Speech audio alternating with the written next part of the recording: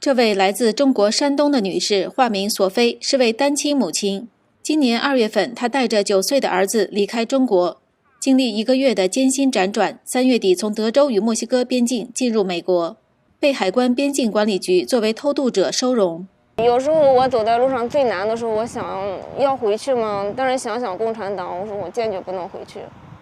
索菲向新唐人电视台诉说了这段走线，也就是偷渡美国的经历。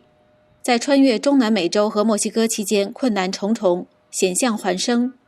不管是警察还是黑帮还是什么，就是他见到你这个样子，他就会问你要钱。有时候我们就是走在路上或者坐大巴的时候，警察上来检查，可能黑人啊、南美人他不会让他们下去，但是像我们中国人，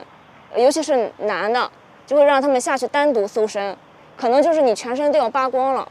然后他上下的摸你身上有没有藏钱，是这样子，就是非常难。对妇女和儿童稍微好一些。随后，索菲母子2人和其他人一起在20多天里乘船过海，穿越雨林，爬山越岭，骑马潜行，在难民营外露宿帐篷，又乘坐大巴辗转颠簸，最后到达墨西哥的一个边境城市，与美国只隔着一条河。我们坐着大巴车到了车站以后，他们说有就是联系好的人去接，结果不是，就是黑帮去接的我们。黑帮派了两个就是小流氓啊，但是当时我没有那么想，就是把我们接走以后，就是已经是晚上了，一路上穿街走巷的走到一个小屋，然后就开始查我们的身份，查了好久，就是怀疑我们交没交钱什么的。后期又把我们领到，就是又穿街走巷，又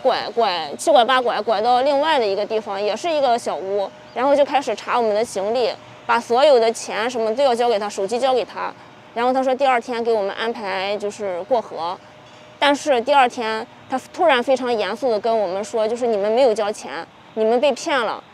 你欠我们就是每个人欠我们1800美金，如果你不交这个钱你出不去。他就单独把我和其他人叫出去，就孩子没有叫，但他说如果你不交钱的话，我就把你的孩子单独带走，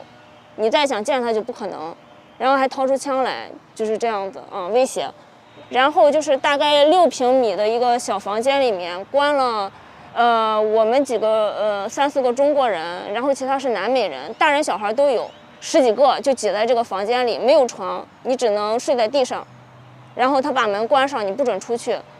平常的时候不准开灯，你只能关在这个小黑屋，没有窗户，等着他的消息。然后后期就是我们把这个赎金交了，把这个过河的费用交了，他才放我们出来。到我们过河的时候大概4点左右，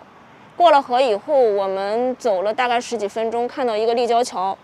然后我们就跟着南美人一起沿着立交桥又走了10几分钟，在立交桥下面就看到了大巴车和移民局，然后他们就开始登记信息，把我们送到车上。我听到的有几个人是很顺的，一路上基本上很顺利的就过来了，但是像我这种坎坷的也有，有失去生命的也有。我当时决定出来的时候，我就想，我宁愿把生命，可能失去在路上，我都不愿意和中共继续产生任何关系。我就是坚决要和中共割裂，因为我感觉就是共产党让我无法忍受，就是这种邪恶的政权。包括说很多事情触动了我，你像那个胡鑫宇同学的事情，包括说铁链女的事情，我也有看到像武汉、上海城市，就是他们封控的那种情况。然后我看到周围人的这种情况，我是比较敏感的，